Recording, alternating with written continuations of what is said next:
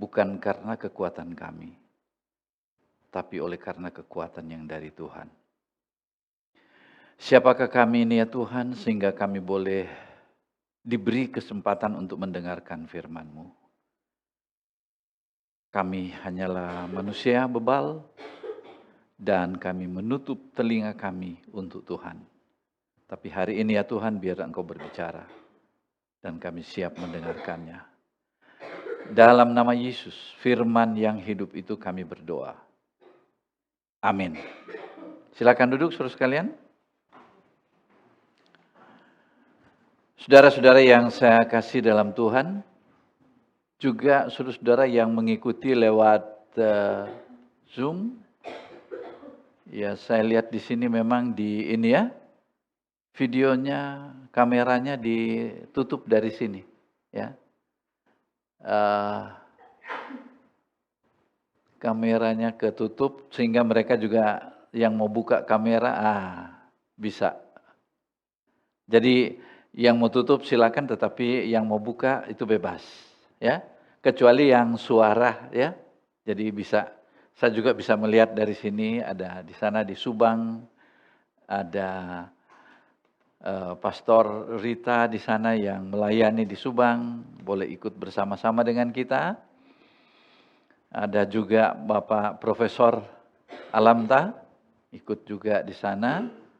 Ada mahasiswa kita Muslihin, ada Ibu Natalina Saragi, ada dari tim-tim dari NTT ada yang ikut juga. Itu Amros ikut ya. Jadi dia lihat kita ke sini juga. Baik, nanti yang lain bisa nyusul, tetapi hari ini masih kita pusatkan perhatian kita kepada apa yang sebenarnya menjadi inti kekristenan. Banyak orang bilang dia beriman kan. Tapi imannya itu begini. Kalau dia jadi orang baik, itu orang beriman. Nah, itu salah. Kalau dia katakan bahwa orang itu rajin ke gereja, nah ini orang beriman. Ini konsep-konsep yang salah seperti itu, kita harus lihat bahwa hal-hal seperti itu justru lebih banyak menyesatkan kita. Dan hari ini kita akan bicara tentang iman yang sebenarnya itu seperti apa? Apakah orang beriman itu adalah orang yang aktif di dalam gereja, atau dia adalah seorang pendeta maka dia seorang beriman? Kira-kira begini saudara sekalian. Iman yang cuma sampai di sini, di pengetahuan, itu bukan iman yang benar. Sekarang begini, saya pernah hidup di daerah pertanian. Tepatnya di bawah kaki Gunung Soputan, Sulawesi Utara. Jadi kalau bicara soal udara dingin, itu memang saya dilahirkan di situ. Dingin, bisa sampai 15 derajat Celcius, Bandung tidak ada apa-apanya. Jadi pertama kali saya masuk Bandung, saya bilang, wah panas di sini. Ya karena saya hidup di daerah dingin, gitu kan. Nah yang saya mau cerita itu adalah, pertanian kami di sana itu, ya tentu yang di pinggir pantai itu mereka pertaniannya itu cengkeh. Sama kelapa. Makanya itu daerah saya itu penghasil cengkeh dan kopra itu luar biasa. Tapi saya hidup di daerah pegunungan yang penghasilan utama, pertanian utama adalah jagung. Jadi dari kecil itu makanan jagung. Jadi kalau ketemu beras padi seperti yang kita makan sekarang ini, orang-orang kampung bilang, wah mereka sudah kaya.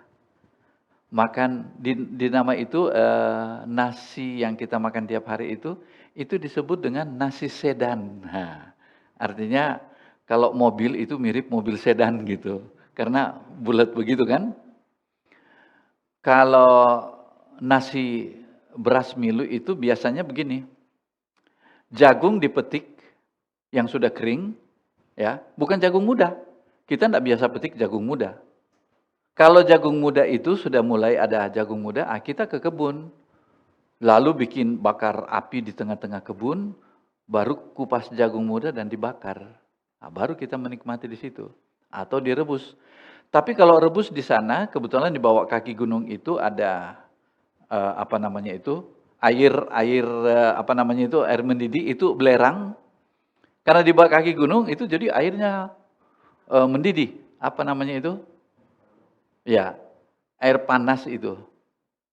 Jadi kita di sana itu enggak perlu taruh di panci rebus jagung, enggak. Dicelup biasanya kita pakai kayu panjang, tali, di ujungnya itu bukan pancing seperti mancing ikan, tapi sebenarnya di ujungnya itu jagung. Kita panjangin begini baru kita tahan begini, itu cepat.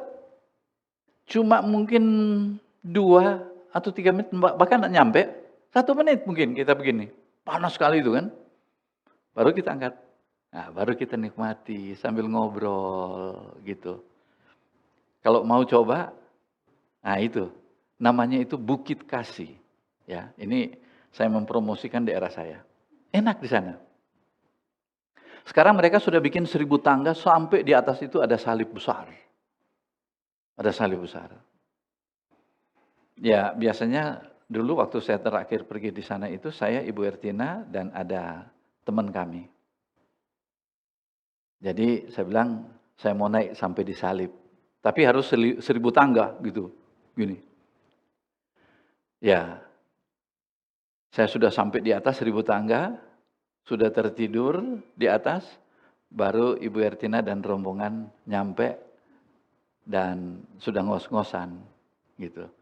Ya kalau saya sih naik itu biasa itu sudah naik sampai ke atas. Cuma berhenti di tengah sebentar, lihat mereka begini, baru naik lagi gitu. Jadi gini-gini tapi ini kampungnya jadi kalau cuma naik tangga-tangga yang ada di di bus di stasiun kereta cepat, kan naik tangga kan? Ah, itu Pak Yakob dia masih naik naik yang pastor kita yang pelatih tinju itu. Nah, dia naik di sini, begitu dia naik sebentar, saya balik sini naik tangga itu ke atas. Kadang lebih dulu sampai saya daripada yang lewat ini. Nah, yang saya mau cerita di sini ialah kembali ke jagung. Waktu saya masuk sekolah pertanian, ada insinyur-insinyur pertanian. Mereka ahli di dalam memahami zat-zat kimia apa yang ada di dalam jagung itu. Saya tanya, Bapak sudah sering makan jagung? Oh, enggak. Nah ini. Tahu jagung, tapi enggak hidup dari jagung. Bisa bedakan enggak? Tahu jagung, tapi enggak hidup dari jagung. Saya tadinya 0 pengetahuan sebelum masuk sekolah pertanian, 0 tentang jagung, tapi setiap hari. Bahkan saya dibesarkan dari makanan jagung. Jadi kalau bicara jagung, itu saya sudah tahu. Cara kami itu, yaitu tunggu jagung itu jadi kering di kebun. Sesudah itu petik. Sesudah petik, bawa ke rumah, dan itu taruh di atas. Kan kami tidak ada kompor listrik, tidak ada. Kompor yang ada ialah api di situ, pakai kayu, masak di situ, tapi di atas itu kami taruh jagung yang sudah dipetik itu. Tunggu sampai dia kering, baru kemudian kami ambil bijinya. Bijinya itu dijemur sebentar, jadi keras, baru digiling. Nah, berasnya itulah yang kami masak. Waktu digiling, yang pertama ada ampasnya, nah itu biasa dibuang atau jadi makanan babi. Yang keras itu, yang butir-butir itu dimasak jadi nasi. Yang tepungnya itu dibikin bubur buat bayi gitu. Jadi dari kecil saya makan tepung jagung, makan nasi jagung, Dan kemudian kadang-kadang kalau ada ikan garam, ya pakai ikan garam, itu yang membesarkannya. Jadi saudara lihat di sini, pengetahuan tentang jagung dan hidup dari jagung itu beda. Inilah yang dimaksudkan dengan banyak orang tahu tentang siapa Yesus. Tetapi dia tidak hidup bersama dengan Yesus. Tahu Yesus. Anda pernah sakit flu, batuk? Seringlah ya. Lalu datang teman memperkenalkan, ini dulu namanya Bodrex. Ini ada Bodrex. Ini ada Panadol atau apa namanya. Seorang yang ahli, yang fakultas kimia, ada Adel di sini yang dari perawat pasti belajar kimia kan? Pastilah. Ini obat-obatan tahu dia itu. Orang yang tahu obat, waktu dia flu, mana yang dia perlu di sini? Pengetahuan tentang obat itu atau obat itu diminum. Obat itu diminum. Tahu. Pak Yopi ini minum obat ini bagus. Batuk-batuk saya itu kan. Oh saya tahu itu. Isinya kan ini. Begitu saya tahu isinya, zat-zat kimia yang ada di dalamnya, saya sudah sembuh nggak? Belum kan? Karena cuma sampai di sini. Saya harus ambil keputusan. Ambil obat itu dan minum. Begitu juga. Banyak orang tahu tentang siapa Yesus. Tapi hal yang pertama yang dia harus lakukan yaitu Wahyu 3:20. Lihat aku berdiri di muka pintu dan mengetuk. Kalau dia buka pintu hati dan terima Yesus, selesai. Iman yang benar itu adalah ketika dia buka hati dan dia terima Yesus. Dan yakin sepanjang hari, apapun pergumulannya dia jalan, dia tahu Yesus bersama dengan dia.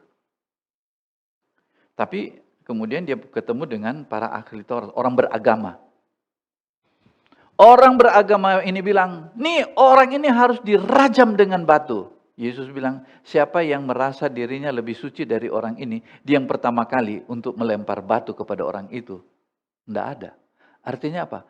Hati kecilnya berkata, lu juga orang berdosa kok.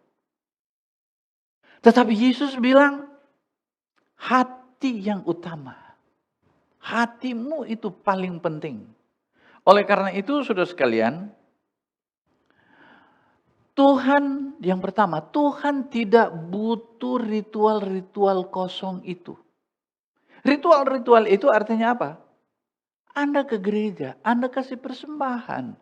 Lalu kemudian Anda ikut semua dan Anda sudah merasa, aduh saya suci di hadapan Tuhan. Saya juga dulu begitu. Berapa kali saya ke gereja, saya merasa pulang, saya merasa lebih suci. Enggak. Ketika saya terima Yesus, saya merasa bahwa saya ini adalah orang berdosa. Tapi kok Yesus terima saya? Yesus mau datang bersama dengan saya. Ini yang setiap hari saya dengar. Untuk engkau itulah aku tinggalkan sorga dan menuntun kamu. Sudah punya utang? Pernah berhutang enggak? Paling tidak punya utang. Sudah punya utang di pinjol enggak? Saya juga masih banyak utang. Betul. Utang di bank. Itu mobil saya itu yang saya pakai itu jangan lihat bagus itu. Itu ngutang itu bayar tiap bulan. Kalau sudah punya utang, enak tidur enggak kalau punya utang? Kalau udah ditagih-tagih sama orang, enak enggak? Enggak enak ya? Tapi kalau ada yang telepon, Arda,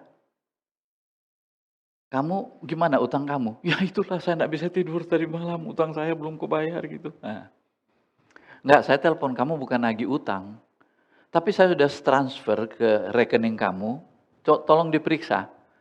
Utang kamu yang 200 juta, saya transfer 300 juta. Gimana kira-kira perasaannya? Senang ya? Dan orang itu datang di sini, dia langsung berdiri di sini. Siapa saudara-saudara di sini yang punya utang, entah itu kredit atau pinjaman, semua kita angkat tangan. Mulai hari ini, saya bayar utang kalian. Tolong nomor rekeningnya semua. Siapa yang paling senang di antara kita, yang utangnya paling besar atau utangnya yang paling kecil? Siapa yang paling senang? Itulah perasaan saya ketika saya tahu bahwa Yesus mengampuni saya. Dan saya bilang, dosa saya paling besar. Jadi karena merasa paling besar dosanya, dia itulah kemudian saya itulah yang kemudian, aduh Tuhan, saya tidak berhutang lagi kepada dosa-dosa itu, nggak mikirin lagi. Saya cuma mikir, ini orang ini yang bayar utang saya ini. Gimana saya bisa mau salam sama dia, nggak cukup. Mau peluk begini sama dia, mau bilang terima kasih juga nggak cukup. Akhirnya saya bilang, bos, mau suruh apa aja, saya lakukan. Itulah sebabnya, waktu saya merasa dosa saya dibayar oleh dia, saya ke gereja. Saya tidak peduli orang mau di gereja lah, saya langsung lihat. Ini lantai gereja kotor, saya sapu. Saya tidak butuh pujian dari pendeta waktu itu. Saya masih mahasiswa. Saya tidak butuh juga apa-apa. Pernah. Saya itu dikasih uang sama teman saya. Karena orang tua tidak pernah kasih uang sama saya waktu saya kuliah. Minta uang, iya. Untung kan saya waktu itu dapat beasiswa Super Semar kan. Super Semar itu beasiswa buat mahasiswa yang berprestasi dari Presiden Soeharto. Gitu. Orang marah-marah sama Soeharto, tapi saya bilang, kalau nggak dia, saya nggak tamat. Jangan sampai kedengaran sama Megawati ya. Soeharto yang selamatkan saya waktu itu. Itu kan dia punya kekuatan itu kan, surat perintah 11 Maret itu kan. Ya kan? Makanya beasiswa Super Semar itu saya terima. Sampai tamat loh. Sampai tamat. S1 saya sampai tamat. Beliau yang bayar. Bahkan masih ada sisa buat makanan saya. Gitu.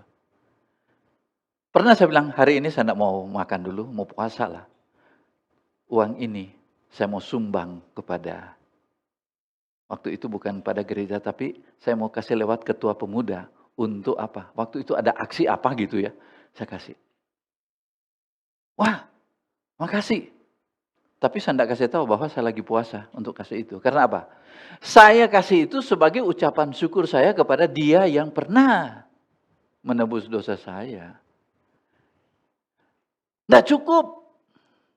Suara hati bicara sama saya. Dosamu besar sekali loh. Saya sudah selesaikan. Jadi setiap kali saya lihat salib itu, aduh, malu deh. Itu iman yang benar di situ. Iman yang benar bukan berusaha jadi suci di hadapan Tuhan. Mau jadi suci sampai kapanpun, yang terjadi bukan jadi suci, jadi stres. Anda jadi depresi. Karena semakin Anda berusaha untuk suci, semakin banyak dosa yang Anda buat. Benar. Mulai dari dosa pikiran, dosa perasaan. Banyak. Makanya saya bilang, tidak ada cara lain. Saya bilang, apapun, saya mau tetap kerja, entah itu ngepel di gereja, terserahlah. Rupanya pekerja gereja yang lihat-lihat saya datang lebih awal supaya bisa bersih, atur kursi dan sebagainya. Dia rekomendasikan saya. Untuk apa? Untuk datang ke Jakarta waktu itu. Untuk apa? Ya udah, kamu dilatihlah untuk jadi pelayan mahasiswa katanya. Oh, oke lah. Tapi saya tidak minta loh, tidak minta. Biarlah Tuhan yang melihat saya. Itu hati saya loh di situ. Hati saya ada di situ. Saya cuma bilang, kenapa kamu melayani Tuhan? Saya bilang, justru karena kalau kamu tanya itu, saya cuma katakan, saya ini orang berdosa. Kalau mau hitung dosa saya, enggak bisa kehitung. Tapi saya bersyukur, dia mengerti. Makanya salah satu lagu yang saya paling suka itu, Allah mengerti, Allah peduli, betapa besarnya dosa-dosa saya. Bagaimana dosa saya? Liriknya. Tapi kan itu lirik bebas dong tiap orang ya kan. Saya juga bebas lah, tapi saya melanggar hak cipta orang itu kalau makanya jangan inilah, jangan bocor. Sebab saya nanti dituntut seperti eh, siapa namanya? Monica, siapa namanya? Agnes Mo dituntut 1,5 miliar gara-gara lagu kan itu kan. Dia nyanyi enggak minta izin gitu. Allah peduli. Kalau saya dengar lagu itu, sebenarnya saya nangis gitu. Hati saya, aduh, belum terbayar. Saya merasa saya belum bisa membayar semua kasih Tuhan sama saya. Itu aja. Jadi inilah bedanya antara iman yang benar dengan iman agama. Iman agama kumpul perbuatan baik nanti ditimbang di sana. Perbuatan baik lebih berat masuk surga. Perbuatan jahat lebih berat masuk neraka. Di dalam iman Kristen itu nggak begitu, nggak ada timbangan di sana. Yang ada ialah waktu kita masuk pintu surga, dia lihat ini anak saya atau bukan. Begitu kita bilang Tuhan, saya rajin mengoperasikan kamera, saya bergumul dengan komputer yang lelet. Dan kemudian saya juga, Tuhan bilang, enyahlah daripadaku, hai kamu pembuat kejahatan. Bayangkan orang rajin di gereja disebut apa? Orang jahat. Tapi masuklah orang yang berdosa. Mungkin baru 2 kali ke gereja. Itu pun cuma atur bangku sedikit. Belum banyak yang dia lakukan. Masih jauh. Petrus baru buka begini sedikit pintunya. Dia langsung teriak, anakku. Dia turun dan kemudian dia peluk. Dan dia bilang, Tuhan, belum banyak yang saya lakukan. Bukan itu maksudku. Kau anakku, aku rindukan engkau. Iman yang benar begitu. Iman yang benar seperti itu. Ya. Saudara pulang dari sini, kalau saudara cuma dengar sampai di sini, tidak sampai di sini, pokoknya ada perasaan sedikit aja. Apakah ku balas kau Tuhan? Gimana Bu Ning lagu itu? Dengan apakah ku balas Tuhan dengan segenap hidupku. Gitulah, kalau mau benar kan begitu. Ya, begitu kan? Dengan apakah? Itu lagu-lagu begitu, itu bagus loh. Bagus. Ya. Bagus sekali lagu itu. Dan itu setiap kali saya dengar, itu menyentuh hati saya. Menyentuh, benar. Jadi kalau saudara tanya, Pak Yopi banyak berkorban untuk apa, untuk ini. Saya masuk ke Anglikan, saudara sekalian, terus terang. Gereja Anglikan, tanya mereka yang bekerja di gereja Anglikan. Ya. Begitu harapan saudara barangkali kalau saya kerja di Anglikan itu gajinya, itu kan gereja luar negeri, pasti duitnya banyak. Begitu saudara masuk, saudara pasti akan merasa kecewa. Karena apa? Karena gereja Anglikan itu, saya katakan, saya tidak merendahkan gereja Anglikan, tapi kalau mau jadi pendeta beriman, mau jadi pekerja beriman, jadi pendeta Anglikan. Jadi bukan kita iming-iming mau datang, mau dapat apa dari gereja. Kita bawa harta itu kita ke gereja. Untuk apa? Membangun jemaat milik Yesus Kristus. Itu kekayaan kita ada di situ. Beberapa pelayan masuk, mundur. Karena nggak cukup untuk memenuhi. Tapi saya kagum loh. Ini pastor kalian, Jeffrey. Pak Yakob itu. Aduh. Siapa yang berani hidup dengan 1 istri, 2 anak, dan 1 juta? Bisa? Kamu bisa? Bisa, Herbert? Nggak bisa? Saya nggak percaya, kamu belum kawin kok, bagaimana? Alah, belum kawin kamu sudah bilang nggak percaya gitu. Itu masih angan-angan gitu. Nanti kalau sudah kawin selama 10 tahun dengan 1 juta, baru kamu bilang iya. Iya kan? Punya rencana mau kawin kan?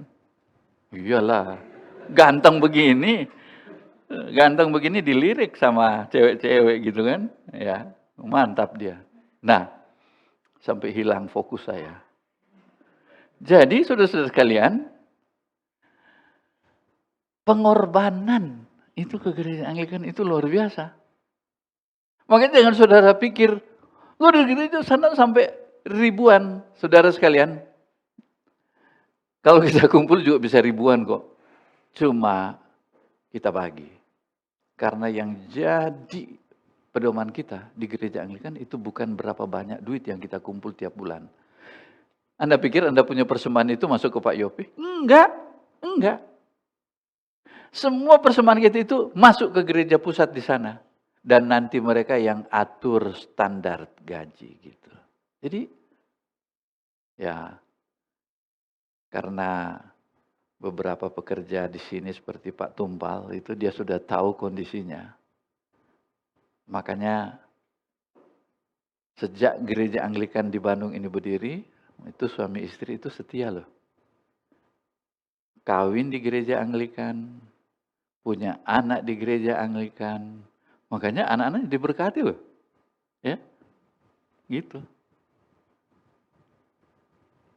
Ini luar biasa saudara sekalian.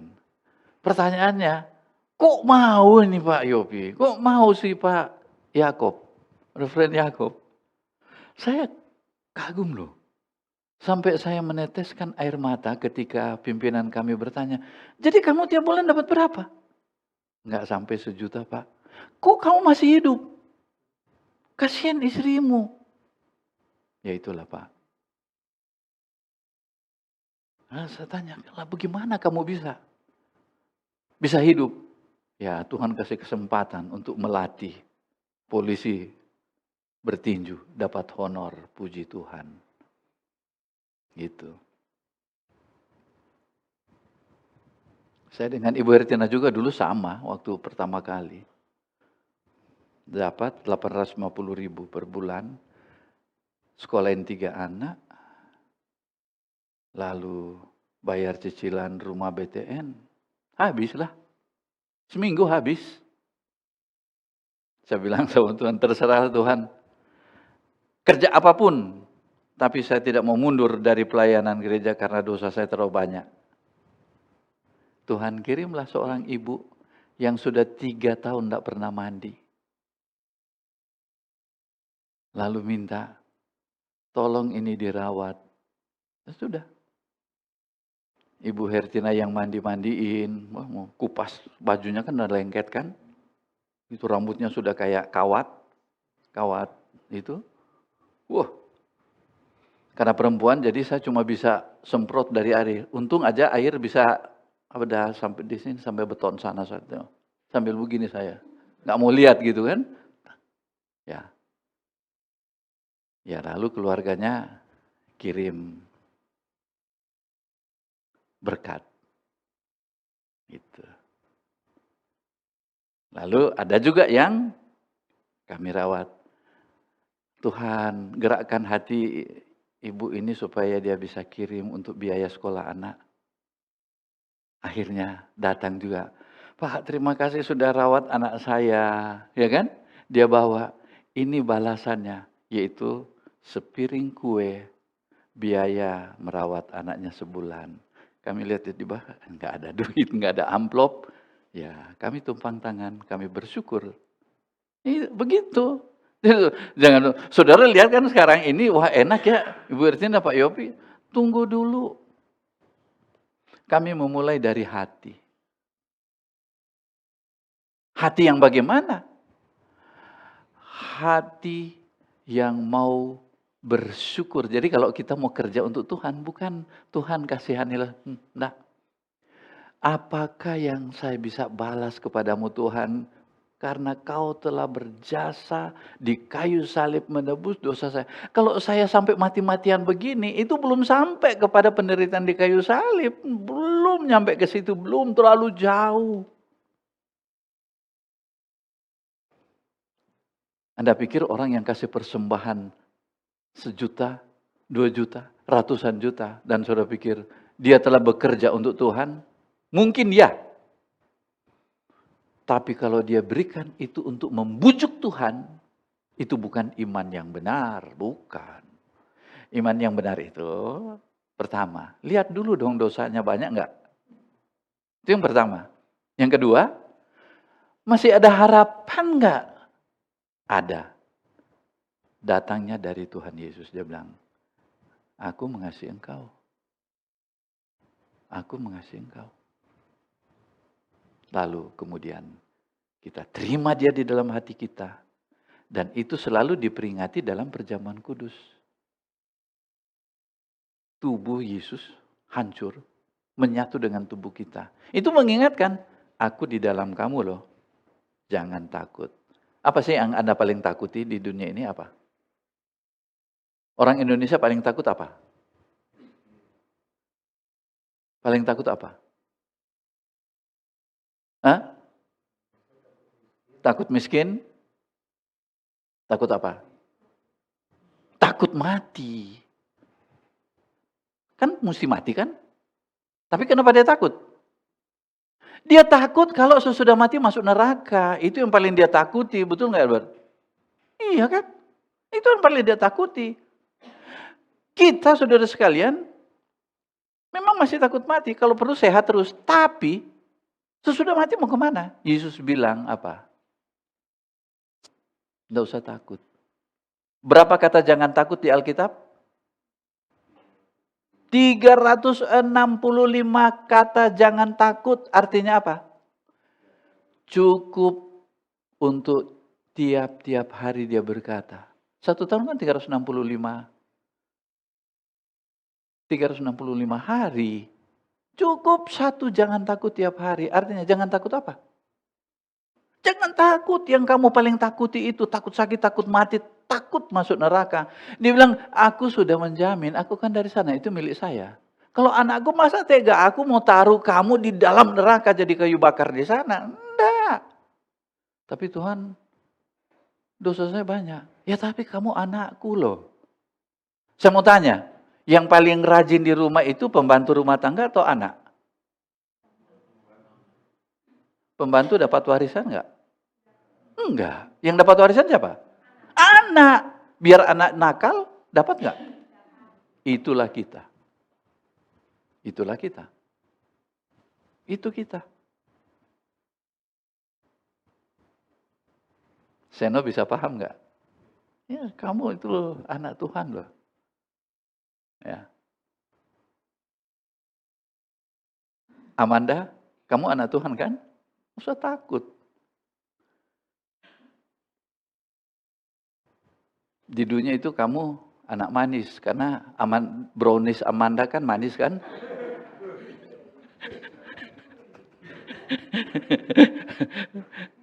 Siapa yang sudah pernah rasa brownies Amanda?